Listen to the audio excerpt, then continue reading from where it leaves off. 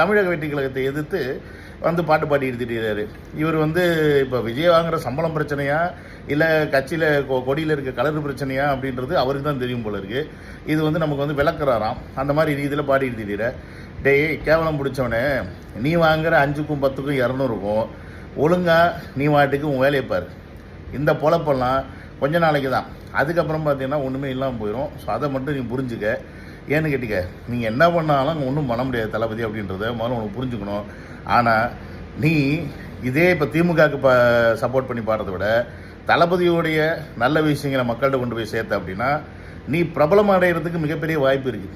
அதை நீ தவறப்பட்டுக்கிட்டு இருக்க. அப்படின்றத புரிய வைக்கிறதுக்கு தான் இந்த வீடியோ. உனக்கு கேவலமாக இருக்கிற நீ உண்மையான கோவலனாக மாறணும் அப்படின்னா நீ வந்து பின்னாடி ஒரு போர்டில் வச்சுருக்க பாரு, அந்த பாட்டு பாடும்போது மனித உரிமைன்னு, அது உண்மையாலுமே மதிக்கக்கூடிய மனிதர் கூட போய் நில்லு. திமுக